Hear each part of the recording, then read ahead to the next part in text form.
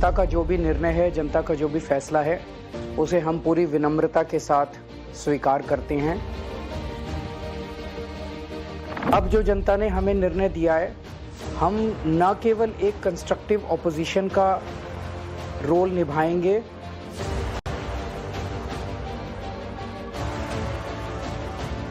व्यक्तिगत तौर पे जिसको भी जो ज़रूरत होगी, हम लोगों के सुख दुख में हमेशा काम आएंगे।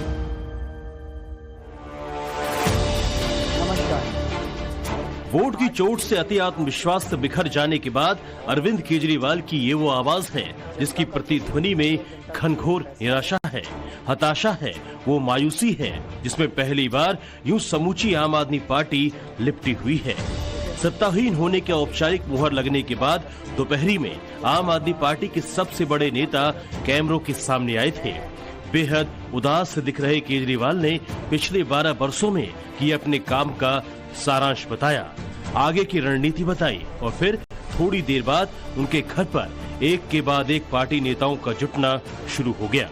मंथन हुआ, जो नेता पहुंचे उनके शब्दों में रंज सा था। मैं अपनी सीट जीती हूँ, लेकिन ये जीत का समय नहीं है, ये जंग का समय ही है। जंग जारी रहेगी भारतीय जनता पार्टी के खिलाफ, उनकी तानाशाही और उनकी गुंडागर्दी के खिलाफ। ये जरूर एक सेटबैक है, लेकिन आम आदमी पार्टी का संघर्ष दिल्ली के लोगों के लिए, देश के लोगों के लिए कभी खत्म नहीं होगा। हम लोग कुछ यहाँ पे लेने नहीं आए थे, हम सब अपना बहुत कुछ छोड़ के आए हैं।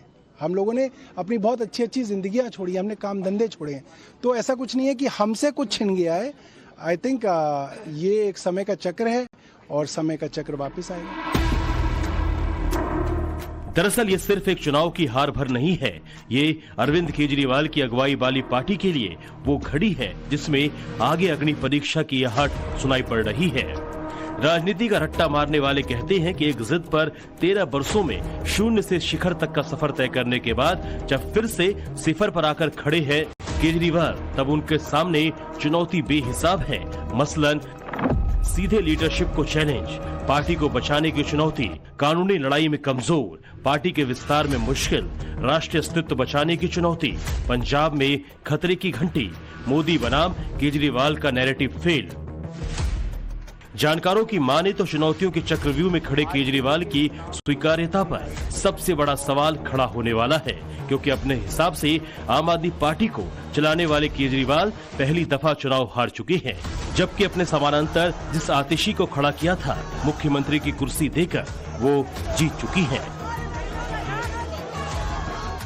अरविंद केजरीवाल और आम आदमी पार्टी दोनों का भविष्य एक दूसरे से जुड़ा हुआ है, गुंथा हुआ है, क्योंकि दुर्भाग्य से आम आदमी पार्टी ने अपने आप को केवल अरविंद केजरीवाल की पार्टी बना लिया है।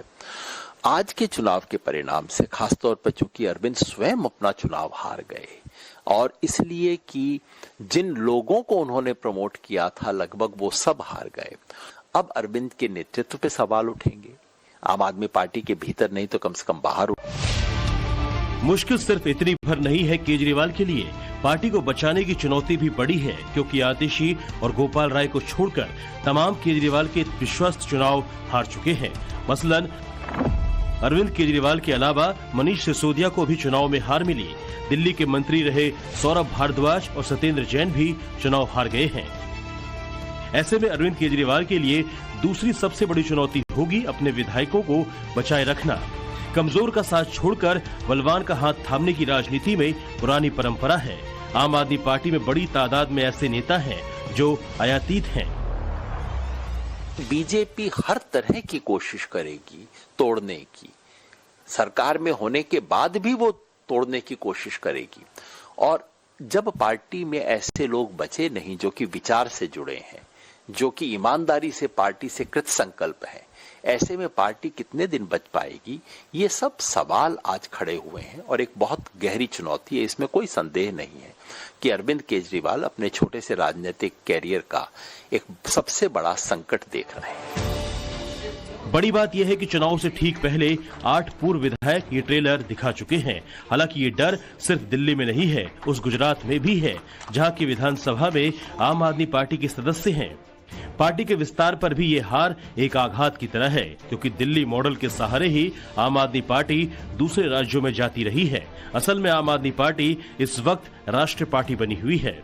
दिल्ली के आसरे ही पंजाब, हरियाणा, महाराष्ट्र, गुजरात, यूपी में चुनाव लड़ चुकी है, मगर अब दूसरे राज्यों में पार्टी को अपने हिसाब से बरकरार रखना, अपने वोट बैंक को बचा के रखने में बेहिसाब मुश्किल आने वाली है।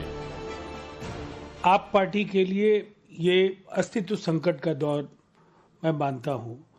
एक उनकी सरकार है, लगातार उनके मुख्यमंत्री दिल्ली में ही बैठे होते हैं और पूरी पार्टी जिस तरह के नकारात्मक एजेंडे पर काम करती रही है, इसका नुकसान उन्हें भविष्य में दूसरे इकाइयों पर भी झेलने के लिए तैयार रहना चाहिए। केजरीवाल की सबसे बड़ी मुश्किल उस पंजाब को बचाकर रखना है जहां मुश्किलें पहले से ही घंटी बजा रही हैं।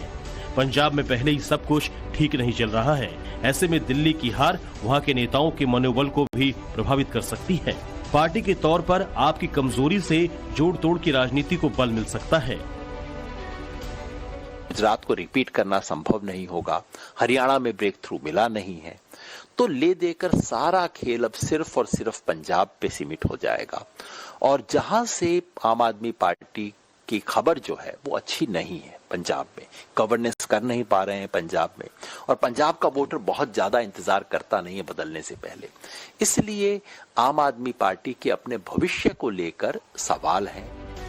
दिल्ली की सियासी दीवार को मजबूत बनाकर अरविंद केजरीवाल मोदी विरोधी दलों में अपनी स्वीकार्यता मनवाते रहे, उन नेताओं में अपनी गिनती करवाते रहे जिसे अब तक नरेंद्र मोदी की पार्टी दिल्ली हरा नहीं सकी थी। वो नरेंद्र मोदी बनाम केजरीवाल का नैरेटिव बनाने में रत्ती भर कमी नहीं छोड़ रहे थे, मगर इस पराजय के बाद अब विपक्षी दलों के बीच अपने कद को बरकरार रखना भी उनके लिए मुश्किल हो जाएगा।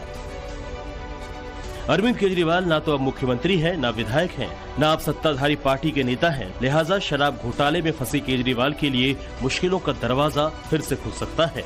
अब उन्हें तमाम तरह की कानूनी चुनौतियों का भी सामना करना होगा। उन्हें कोर्ट और ईडी के चक्कर लगाने होंगे। चुनावी नतीजों के आते ही इसकी आहट सुनाई पड़ने लगी है। दिल्ली सरकार के जनरल एडमिनिस्ट्रेशन डिपार्टमेंट ने एक नया आदेश जारी किया है, जिसके तहत अब दिल्ली सचिवालय परिसर से बिना अनुमति किसी भी प्रकार की फाइलें, दस्तावेज या कंप्यूटर हार्डवेयर बाहर नहीं ले जाया जा सकेगा। यह आदेश सुरक्षा चिंताओं और रिकॉर्ड्स की सुरक्षा को ध्यान में रखते हुए जारी किया गया है। ये नियम सचिवालय कार्यालयों और मंत्रिपरिषद के कैंप कार्यालयों पर भी लागू होगा। इस आदेश का संकेत बहुत ही साफ, सरल और स्पष्ट है, और वो है टीम केजरीवाल की घेराबंदी। यही वजह है कि कभी अरविंद केजरीवाल के सहयोगी रहे कुमार विश्वास कुछ यूं भविष्य बांच रहे हैं केजरीवाल और उनकी पार्टी का। वे सब आम आदमी पार्टी के लाखों करोड़ों कार्यकर्ता जो अन्ना आंदोलन से आए, जिनके बहुत ही निश्चल, निष्पाप और बड़े भारत की राजनीति को बदलने के सपने की हत्या एक निर्लज्ज, नीच, मित्रहंता, आत्ममुग्ध और चरित्रहीन व्यक्ति ने की, उसके प्रति तो क्या संवेदना। दिल्ली को उससे मुक्ति मिली। ये वही कुमार विश्वास हैं जो राज्यसभा की सीट पर तकरार के बाद केजरीवाल से जुदा हो गए थे। हालांकि अब जब दिल्ली में राज्यसभा का चुनाव होगा तब उसमें भी केजरीवाल की पार्टी को जबरदस्त नुकसान होगा। हालांकि उसमें अभी वक्त है, लेकिन उससे पहले अरविंद केजरीवाल को दिल्ली से लेकर पंजाब या कहिए जहां जहां पार्टी का विस्तार हुआ है वहां वहां कई स्तर पर अग्नि परीक्षा देनी होगी। ब्यूरो रिपोर्ट, टाइम्स नाउ, नव भारत।